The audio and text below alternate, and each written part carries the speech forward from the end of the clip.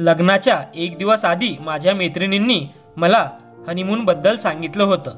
मी खूप जास्त घाबरले होते। जसा नवरा खोलीत आला मी भीतीने अगदी रडू लागले। नवऱ्याने विचारलं तेव्हा मी म्हणाले की मला वेदना होतील, मला हे सर्व नाही करायचं। मग माझ्या नवऱ्याने मला लग्नाच्या नावानेच खूप भीती वाटायची, कारण की लग्नाच्या नावाखाली मुलींसोबत जो खेळ व्हायचा त्याची मला खूप भीती वाटायची। हेच कारण होतं की मला लग्न करायचं नव्हतं, परंतु मी खूप नकार दिल्यानंतर देखील माझं लग्न लावून दिलं गेलं। मी माझ्या खोलीमध्ये बसून खूप रडत होते।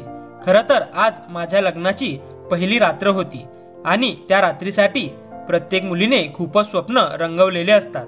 तिच्या खूप अपेक्षा असतात। खूप काही अपेक्षा मनात ठेवून ती तिच्या नवऱ्याच्या घरी येते। नव्या आनंदासाठी, नव्या स्वप्नांसाठी ती तयार असते। परंतु मी मात्र खूपच टेन्शनमध्ये होते। मी इतकी टेन्शनमध्ये होते की नवरा आता खोलीत येणार या विचारानेच माझं मन भीतीने अक्षरशः थरथरत होतं। माझं मन करत होतं की मी कुठेतरी जाऊन लपून राहावं आणि अशा ठिकाणी जिथे माझा नवरा मला पाहू शकणार नाही। जर हे सर्व माझ्या डोळ्यासमोर गायब झालं तर किती बरं होईल। परंतु वेळ मात्र अगदी पटापट निघून जात होती। भीतीमुळे माझे हातपाय अगदी थंड पडले होते। भीतीमुळे मला माझा श्वास गुदमरल्यासारखा जाणवत होता की तितक्यातच खोलीचा दरवाजा उघडला गेला आणि माझा नवरा मोहन खोलीत आला। त्याला पाहताच माझ्या डोळ्यातून अश्रू वाहू लागले। भीतीने मी माझा पदर अगदीच हातामध्ये दाबून धरला। मी कोणत्या वेदनेतून जात होते हे फक्त मलाच माहिती होतं। जसजसा माझा नवरा माझ्या जवळ येत होता माझं पूर्ण शरीर थरथरत होतं। मोहन माझ्या जवळ येऊन बसला। काही वेळ माझ्या त्या सुंदर चेहऱ्याला अगदी प्रेमाने पाहू लागला। मी दिसायला खूप सुंदर होते आणि हात माझ्यासाठी खूप मोठा प्रॉब्लेम झाला होता। जसा त्याने त्याचा हात माझ्या हातावर ठेवला, माझे हात इतके थंड पाहून तो म्हणाला, काय झालं प्रिया, तू इतकी नर्वस का बरं आहेस? आता मी त्याला काय सांगणार होते की मला लग्नामुळे खूप भीती वाटते। मी फक्त नकारार्थी मान हलवली। मी म्हणाले काही नाही। त्यावर तो म्हणाला, मग तू ही इतकी का घाबरली आहेस? मी हळूच म्हणाले की मला या नात्याची खूप भीती वाटते। माझ्या या बोलण्यावर तो हसू लागला आणि माझा हात पकडून मला धीर देऊ लागला। तो म्हणाला, तू टेन्शन घेऊ नकोस। मी म्हणाले, परंतु मला खूप भीती वाटते। तो बोलू लागला, यामध्ये घाबरण्यासारखं काहीच नाही। मी म्हणाले की मला खूपच भीती वाटते, माहित नाही कसं काय सगळं होईल। तो बोलू लागला, हे बघ, यावर एकच उपाय आहे माझ्याजवळ। मी विचारलं, कोणता उपाय आहे? माझं ते बोलणं ऐकून त्याने माझे हात पकडले आणि मला धीर देऊ लागला आणि मग त्यानंतर उठून उभा राहिला आणि कपाटाजवळ गेला। कपाट उघडलं आणि एक औषध आणून माझ्या हातात दिलं। सोबतच पाण्याचा ग्लास दिला। बोलू लागला, ही गोळी खा। मी विचारलं, हे कसलं औषध आहे? त्यावर तो बोलू लागला, तुझ्या सगळ्या टेन्शनचा उपाय याच गोळीमध्ये आहे। मोहनचं ते बोलणं मला काही समजलं नाही। मी विचार करू लागले की माझ्या टेन्शनवर उपाय ही गोळी कशी काय असू शकते। भीती इतकी जास्त होती की मी काहीच करायला तयार नव्हते। आणि जेव्हा मोहनने मला विश्वास दिला की ही गोळी खाल्ल्यानंतर तुझी सगळी भीती आणि टेन्शन निघून जाईल, तेव्हा मी ती गोळी घेतली। मोहन माझ्याजवळ येऊ लागला।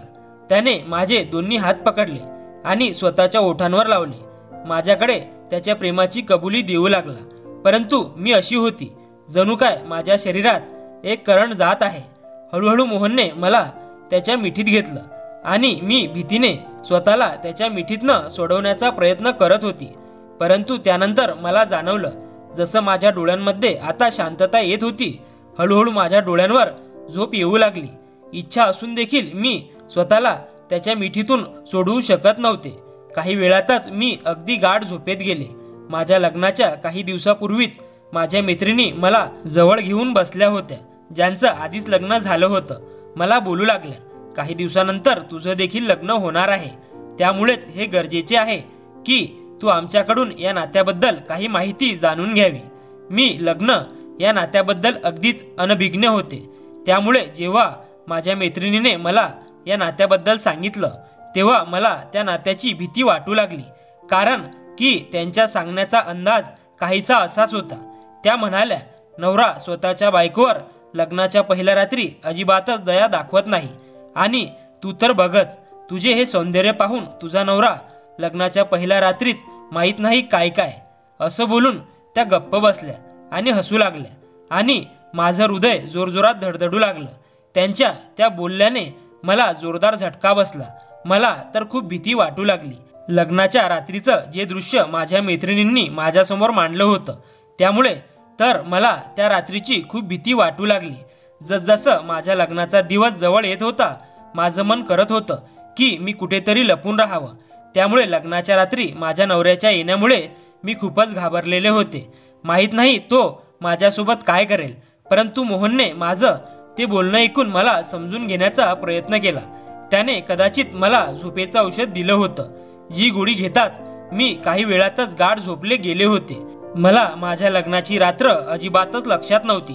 हा फक्त इतकी जाणीव होती की माझ्या नवऱ्याने माझ्यापासून त्याचा अधिकार वसूल केला आहे.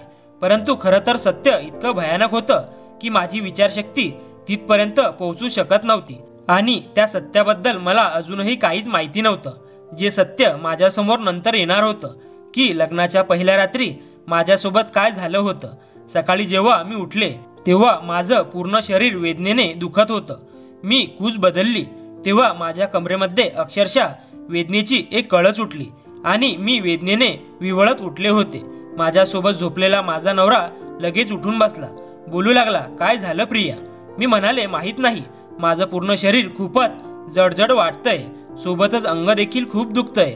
मी खूप आठवण्याचा प्रयत्न करते परंतु तरी देखील मला कालची रात्र अजिबातच आठवत नाही. समजतच नव्हतं की मी माझं ते चक्रावणारं डोकं पकडू की माझी दुखणारी कंबर पकडू. मी बेडवर नजर फिरवली तेव्हा माझ्या हातामध्ये घातलेल्या काचेच्या बांगड्या तुटून बेडवर पसरल्या होत्या.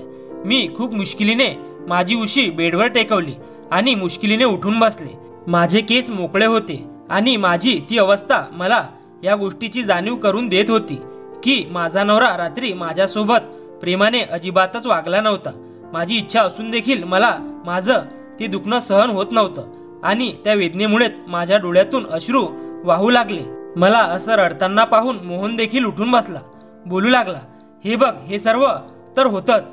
तुला आता या गोष्टीची सवय लावायला पाहिजे आणि तसंही लग्नाच्या पहिल्या रात्री तुला हे सगळं जाणवेल परंतु त्यानंतर हळूहळू तुला याची सवय होईल. आणि मग जेव्हा बायको सुंदर असेल तेव्हा माणूस कसं काय स्वतःच्या भावनांवर नियंत्रण ठेवू शकतो.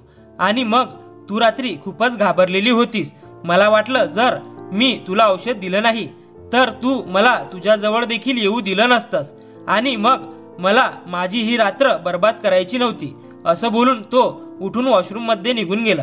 परंतु मला माझं शरीर इतक्या लायकीचं वाटत नव्हतं की मी उठून उभी राहावी. मोहन घरामध्ये एकटा राहत होता. त्याचे आईवडील या जगात नव्हते. पहिल्यांदा तर माझे आईवडील या नात्यासाठी अजिबात तयार नव्हते. बोलू लागले, एकटा मुलगा आहे. आम्हाला तर ही अशी नाती अजिबात समजत नाही.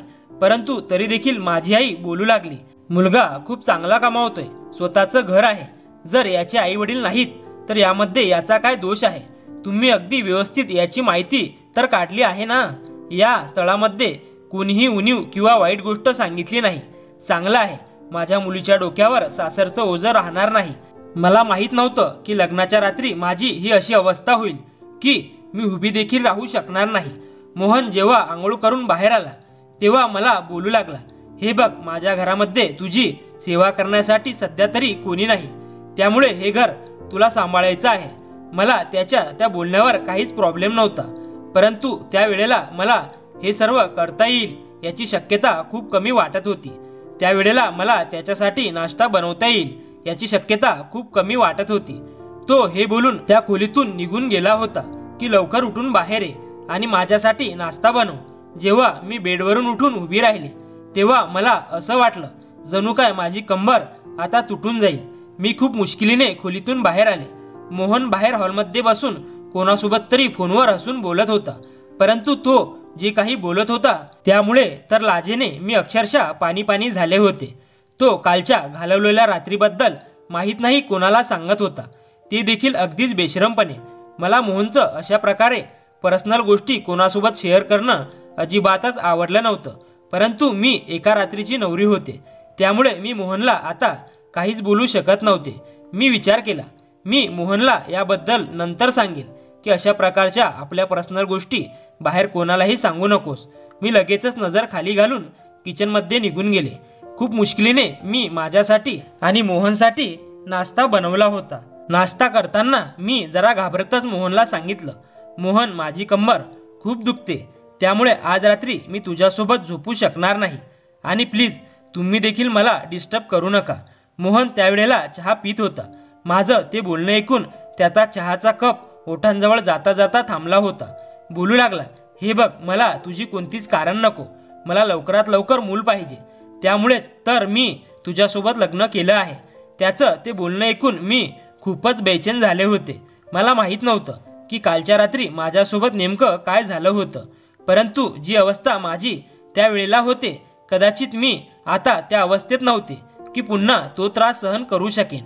परंतु माझ्यासमोर उभा असलेला माणूस माझा प्रत्येक त्रास दुर्लक्षित करत होता, स्वतःची मनमानी करत होता. जशी रात्र झाली तेव्हा मला वाटलं की माझं मन कोणीतरी त्याच्या मुठीत दाबलं आहे. आणि रात्री जेव्हा मोहनने मला दुसरं औषध दिलं, मी म्हणाले की मला नाही खायचं हे औषध, तेव्हा बोलू लागला, हे झोपेचं औषध नाही. मग मी विचारलं, मग हे कसलं औषध आहे? बोलू लागला, हे लवकर प्रेग्नेंट होण्याचं औषध आहे. हे ऐकून काही वेळ तर मी त्याच्या चेहऱ्याकडे पाहत बसले की त्याला इतकी कसली घाई होती. माझ्या लग्नाला कुठे 4-5 वर्ष निघून गेले होते. आता तर लग्नाला 4 दिवस देखील झाले नव्हते आणि नाही माझे सासू सासरे जिवंत होते, ज्यांना नातवाला खेळवण्याची घाई होती. शेवटी तो मला लवकर प्रेग्नेंट होण्यासाठी औषध का देत होता? मी म्हणाले, मोहन, इतकी घाई काय आहे? आता तर आपल्या लग्नाला फक्त 1च दिवस झाला आहे. आपण तर 2-3 वर्षानंतर मुलाचा प्लॅन करू. आता तर आपले स्वतःचे मजा मस्ती करण्याचे दिवस आहेत. तेव्हा तो बोलू लागला, मला काही माहीत नाही, कदाचित तुला अंदाज नाही की मला किती घाई आहे मुलाची. मला मूल खूप आवडतात. लग्नापेक्षा मला जास्त मुलाची इच्छा होती. त्यामुळेच मी तुझ्यासोबत लग्न केलं की जेणेकरून लवकरात लवकर लग्न व्हावं आणि माझ्या घरामध्ये लहान लहान मुलांची आवाज घुमत राहावेत. माझी अजिबात इच्छा नाही की वेळ वाया घालवून मी वाट पाहत बसू की तुला मूल होतंय की नाही आणि मग त्यानंतर मी तुला फिरवेन. असं बोलून त्याने ते औषध माझ्या तोंडात टाकलं आणि पाण्याचा ग्लास माझ्या हातात ठेवला. मी पाणी पिऊन ते औषध माझ्या आत गिळून टाकलं. परंतु मी हैराण त्या वेळेला झाले जेव्हा कालच्या रात्रीप्रमाणे मी पुन्हा बेशुद्ध होऊ लागले. त्यावेळेला माझं डोकं त्या काबिल नव्हतं की मी याचा विचार करू शकेन की जर हे दुसरं औषध होतं तर मला झोप का येत होती, माझ्या डोळ्यांवर इतकी झोप का बरं येत होती आणि मग मला कसली शुद्ध राहिली नाही. मी पुन्हा गाढ झोपेत गेले. बेशुद्ध अवस्थेत मला सुस्कारे ऐकू येत होते. वेदना इतक्या तीव्र होत्या की गाढ झोपेत असून देखील माझ्या डोळ्यातून पाणी येत होतं. सकाळी जेव्हा वेदनेमुळे माझे डोळे लवकर उघडले त्यावेळेला माझ्या कमरेमध्ये इतकं दुखत होतं की मी मोहनला उठवलं. मी म्हणाले, माझी कंबर खूप दुखते, मला आता हे सहन होत नाही, देवासाठी मला डॉक्टरकडे घेऊन चल. परंतु तो रागाने बोलू लागला, अजून तर सकाळ देखील झाली नाही, तू का माझ्या झोपेचं खोबरं करते? पेन किलर तुला देतो, तू ते घे. आणि मग त्याने मला अजून एक औषध दिलं ज्याला खाल्ल्यामुळे माझ्या वेदनेमध्ये थोडा फरक पडला आणि मग मी पुन्हा झोपले. परंतु जसं सकाळी उठले पुन्हा वेदना सुरू झाल्या. आता तर हे रोजच्या रोज घडू लागलं. जवळपास लागोपाठ 8 दिवस मी त्याच वेदनेतून जात होते. परंतु मोहनला जणू काय माझ्या कोणत्याच त्रासाची पर्वा नव्हती. एके दिवशी तो ऑफिसवरून परत आला तेव्हा मी म्हणाले की मला माझ्या आईच्या घरी सोड. मोहनपासून लांब राहण्याचा माझ्याजवळ फक्त हा एकच बहाणा होता. तो बोलू लागला, प्रश्नच नाही, तुला जेव्हापर्यंत मूल होत नाही तेव्हापर्यंत मी तुला कुठेही पाठवणार नाही. मला समजत नव्हतं की याला मुलाची इतकी घाई काय आहे. प्रत्येक गोष्ट ही त्या वेळेला होते. मूल होणं किंवा न होणं हे माझ्या हातात नव्हतं. 8 दिवसात माझी अशी अवस्था झाली होती की मी नीट चालू देखील शकत नव्हते.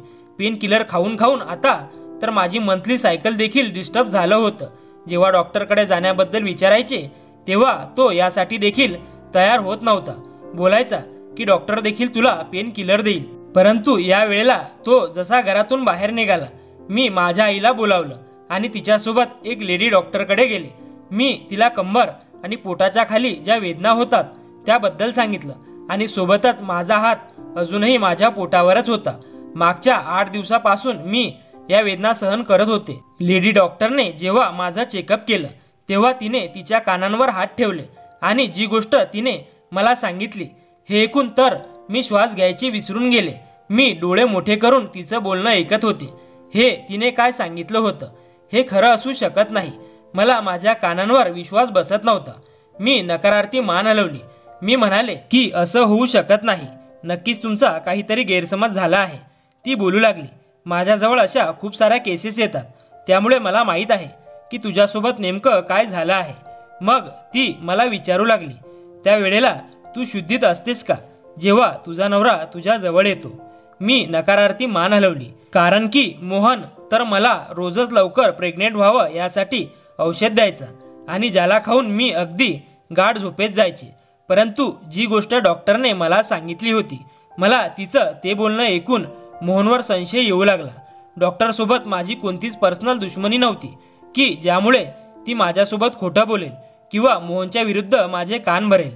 ती एक डॉक्टर होती आणि तिचं काम फक्त पेशंटचं चेकअप करणं आणि त्यावर उपचार करणं असं होतं. तिने तीच गोष्ट मला सांगितली असेल जी माझ्यासोबत झाली असेल. माझ्याजवळ डॉक्टरच्या बोलण्यावर विश्वास ठेवण्यापलीकडे दुसरा कोणताच पर्याय नव्हता. माझ्या मनामध्ये आता मोहनबद्दल संशय निर्माण झाला होता.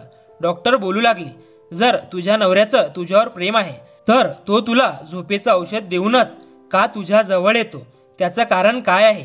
अशा प्रकारचे प्रश्न ऐकून मला मोहनवर अजूनच संशय निर्माण होऊ लागला की मी हे कसं काय जाणून घेऊ शकत होते की खरं काय आहे. कारण की याआधी देखील मी खूप वेळा ते औषध घेण्यासाठी नकार दिला होता, परंतु मोहन माझं काहीच ऐकत नाही आणि जबरदस्तीने ते औषध माझ्या तोंडात टाकायचा आणि पाण्याचा ग्लास माझ्या होठांवर लावायचा. डॉक्टर बोलू लागली, एक काम कर, तू मला त्या मेडिसिनचं नाव सांग. तेव्हा मी विचार केला की मला तर त्या औषधबद्दल काहीच माहीत नाही. आजपर्यंत मोहनने मला ते औषध दाखवलं नव्हतं. तो तर त्याच्या कपाटातून ते औषध काढून मला द्यायचा. परंतु जेव्हा मी ही गोष्ट डॉक्टरला सांगितली तेव्हा ती हसू लागली, बोलू लागली, असं कुठलं औषध आहे की ज्यामुळे तुझा नवरा ते औषध लपवून ठेवतो आणि रोजच्या रोज तू नकार दिल्यानंतर देखील तुला जबरदस्तीने देतो? तू तुझ्या नवऱ्याच्या हालचालीवर लक्ष ठेव, मग तुला समजेल. डॉक्टर मला हे सर्व सांगत होती. त्यावेळेला मी एकटीच त्या डॉक्टरच्या कॅबिनमध्ये होते आणि ती डॉक्टर होती. त्यावेळेला माझी आई त्या खोलीच्या बाहेर बसलेली होती, त्यामुळे तिला याबद्दल काहीच माहिती नव्हतं. मी अगदी शॉकमध्ये माझ्या घरी पोहोचले. माझी आई मला बोलू लागली, स्वतःची काळजी का नाही घेत? तुझ्या डोक्यावर तर सासू सासरे, नणद, कुटुंब यांची जबाबदारी नाही आणि तुझा नवरा तर तुझ्यावर खूप प्रेम करतो. परंतु तू बघ तुझी काय अवस्था केली आहेस. 8 दिवसातच अगदी सुकून गेली आहेस. चेहऱ्याचा रंग देखील उडाला आहे. आता मी माझ्या आईला काय सांगणार होते की मी कोणत्या मोठ्या संकटात सापडले होते. माझा नवरा एखाद्या रानटी जनावरापेक्षा कमी नव्हता. रात्री मला झोपेचं औषध देऊन माझ्यासोबत कसला खेळ खेळत होता. माझी आई मला सल्ले देऊन तिच्या घरी निघून गेली. मी पूर्ण रात्र डॉक्टरच्या बोलण्याचा विचार करत राहिले, परंतु माझ्याजवळ त्या गोष्टीवर कोणताच उपाय नव्हता. आणि ही अशी गोष्ट होती की मी मोहनला सांगू देखील शकत नव्हते. मी स्वतःला अगदीच लाचार समजत होते.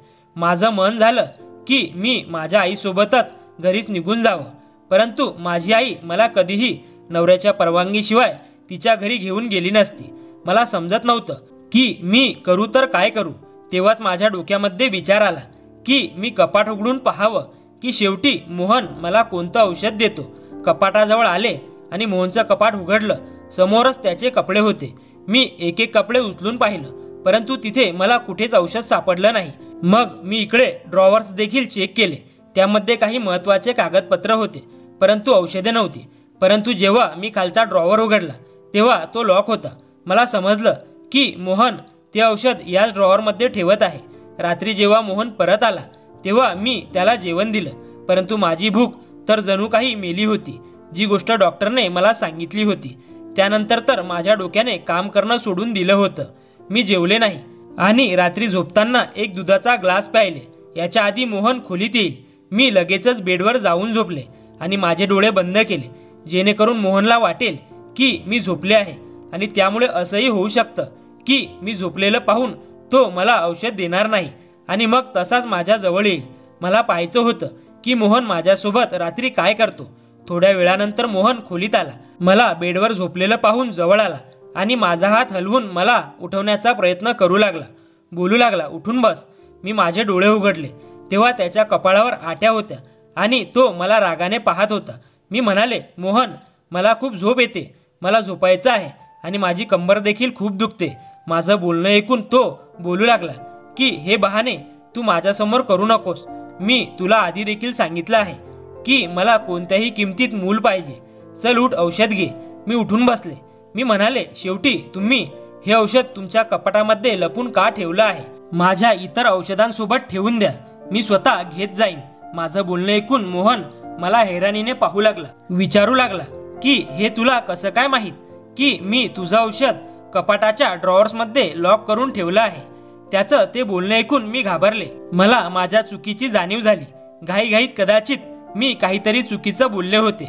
मी म्हणाले, असंच मी विचार केला की आज औषध मी स्वतः घेते. मी तुमचा कपाट उघडण्याचा प्रयत्न केला तेव्हा कुठेच मला ते औषध दिसलं नाही. मला वाटलं कदाचित तुम्ही ते औषध लॉक केलेल्या ड्रॉवरमध्ये ठेवलं आहे. मी काहीतरी बहाणा सांगितला तर बोलू लागला, तुला इतकं जास्त टेन्शन घ्यायची गरज नाही. मी औषध तुला रोजच्या रोज देत जाईन. जेव्हापर्यंत मूल होत नाही मी तुला माझ्या हाताने ते औषध देत जाईन. मी म्हणाले, मोहन, माझ्या पोटात खूप दुखतंय. तुम्ही मला एखाद्या डॉक्टरकडे का घेऊन जात नाही? आणि मूल होण्यासाठी एक विशिष्ट प्रकारचे उपचार घ्यावे लागतात. त्याबद्दल मला एखादी डॉक्टर सांगू शकते. असं स्वतः औषध खाणं ठीक नाही. मी विचार केला होता कदाचित माझ्या या बोलण्यावर मोहन मला ते औषध देणार नाही. परंतु तो बोलू लागला की हे औषध बाईला गरोदर करतं. तुला कोणत्याच डॉक्टरकडून उपचार करून घेण्याची गरज नाही. तू फक्त माझं बोलणं ऐक, हे तुझ्यासाठी खूप आहे. मी म्हणाले की आज मी कोणतंच औषध घेणार नाही. मी हे बोलताच त्याचा पारा वाढला. त्याने मला जबरदस्ती ते औषध दिलं आणि मग औषध घेतल्यानंतर माझी पुन्हा तीच अवस्था होऊ लागली आणि दुसऱ्या दिवशी माझ्या त्या लाचारपणावर मी अगदी हुंदके देत रडू लागले. जर हे असंच राहिलं तर मी खूपच लवकर मरून जाईल आणि यासाठी मी माझं डोकं चालवायला सुरुवात केली. रात्रीच्या वेळेला मी माझ्या मोबाईलचा कॅमेरा ऑन करून ठेवला आणि अशा जागेवर ठेवला जिथून माझा बेड अगदी सहजपणे दिसू शकेल. रात्री पुन्हा एकदा मोहनने मला औषध दिलं आणि माझी तीच अवस्था होऊ लागली. जेव्हा मी उठले तेव्हा मोहन ऑफिसला जाण्याची वाट पाहत होते. जसा तो घरातून बाहेर निघाला मी लगेचच मोबाईल उचलला आणि त्यावर असलेला व्हिडिओ पाहू लागले, ज्याला पाहून माझ्या पायाखालची जमीन सरकली. मी मोबाईल फेकून दिला आणि माझ्या चक्रावणाऱ्या डोक्याला पकडून बसले. जे सर्व माझा नवरा माझ्यासोबत रात्री करायचा ते दुसरं कोणीही सहन करू शकत नव्हता. याच्या आधी की मोहन पुन्हा परत येईल मी माझ्या आईला वडिलांना घरी बोलावलं आणि त्यांना सर्व काही हकीकत सांगितली. हे ऐकून तर माझी आई रडू लागली. माझे वडील त्यांचं डोकं पकडून बसले होते. मोहन एक अपूर्ण पुरुष होता. तो या लायकीचा नव्हता की तो एखादं मूल जन्माला घालू शकेल.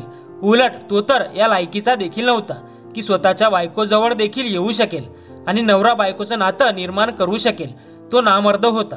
तो फक्त त्याचा रुबाब माझ्यावर दाखवण्यासाठी आणि हे सिद्ध करण्यासाठी की तो एक अपूर्ण पुरुष आहे, तो रात्री त्याच्या मित्रांना माझ्या खोलीत पाठवायचा तेव्हा जे माझ्यासोबत अगदी रानटी जनावराप्रमाणे अत्याचार करायचे. माझ्या आईवडिलांनी मोहन विरुद्ध तक्रार दाखल केली आणि माझा घटस्फोट देखील करून घेतला. मोहनची जेव्हा चौकशी केली गेली तेव्हा समजलं की त्याचं आधी देखील एक लग्न झालं आहे आणि याच्या बायकोने याच गोष्टीमुळे त्याच्यासोबत घटस्फोट घेतला होता की तो नामर्द आहे. कदाचित तीच कमी लपवण्यासाठी आणि सोबतच स्वतःच्या पहिल्या बायकोला हे सिद्ध करून दाखवण्यासाठी की तो मूल जन्माला घालू शकतो. त्याने माझ्यासोबत खूप मोठा अत्याचार केला होता. माझं आयुष्य नरक बनवून ठेवलं होतं. जेव्हा मी लेडी डॉक्टर जवळ गेले तेव्हा तिने मला हे सांगितलं होतं की तुझ्यावर अत्याचार होत आहे आणि करणारे एकापेक्षा जास्त लोक आहेत. ही गोष्ट खोटी नव्हती. मोहन मला झोपेचं औषध देत होता जेणेकरून माझ्यासोबत हे वाईट काम करू शकेल आणि स्वतःचा स्वाभिमान, इगो सांभाळू शकेल. स्वतःच्या पहिल्या बायकोला हे दाखवण्यासाठी की तो पूर्ण पुरुष आहे. त्याने माझं आयुष्य बर्बाद केलं होतं. पूर्ण 1 वर्ष लागलं मला सावरण्यासाठी, कारण की जो त्रास आणि ज्या वेदना मला त्या दिवसांमध्ये मोहनने दिल्या होत्या त्या खूपच खतरनाक होत्या. मग माझ्या आईवडिलांनी माझ्यासाठी दुसरं स्थळ पाहिलं. या वेळेला त्याला पूर्ण फॅमिली होती. ह्या मुलाचं ऑलरेडी लग्न झालं होतं आणि त्यात त्याला आधीपासूनच एक मूल होतं. मुलाच्या जन्माच्या वेळी त्याची पहिली बायको या जगातून निघून गेली होती. परंतु मला या गोष्टीने काहीच प्रॉब्लेम नव्हता आणि नाही माझ्या आईवडिलांना. आज मी माझ्या सासरी अगदी आनंदी सुखाने राहत आहे. माझा नवरा माझ्यावर खूप प्रेम करतो, माझ्या प्रत्येक गोष्टीची काळजी घेतो, माझी प्रत्येक इच्छा पूर्ण करतो आणि मी देखील अगदी मनापासून त्याच्या मुलाला स्वीकारलं आहे आणि मीही त्याला सख्ख्या आईप्रमाणे प्रेम देते. देवाने मला जितका त्रास दिला होता त्याची भरपाई मला एक चांगला नवरा देऊन केली होती. मी देवाचे जितके आभार मानत होते तितकेच कमी होते की त्याने मला इतका प्रेम करणारा जीवनसाथी दिला होता. मुलीचे आईवडील हा विचार करून एकट्या मुलाला स्वतःच्या जावयाच्या रूपात स्वीकारणं पसंत करतात, जेणेकरून तो एकटा आहे. आमच्या मुलीला सासू सासऱ्यांचा, नंदेचा, दीराचा त्रास सहन करावा लागणार नाही. तिच्यावर कुटुंबाची जबाबदारी येणार नाही. परंतु मला वाटतं की जर सासर पूर्ण असेल, सासू सासरे असतील तरच ती मुलगी खूप जास्त खुश राहते. कारण की जर मागे नवरा काही चूक करतो तर त्याला ओरडण्यासाठी सासू सासरे हजर असतात. त्याला योग्य मार्ग दाखवण्यासाठी त्याच्या आईवडिलांचा हात त्याच्या डोक्यावर असतो. तर मित्रांनो, तुम्हाला ही कथा कशी वाटली कमेंट बॉक्समध्ये नक्की कळवा आणि आवडली असेल तर व्हिडिओला लाईक, शेअर आणि चॅनलला सबस्क्राईब करायला विसरू नका. धन्यवाद.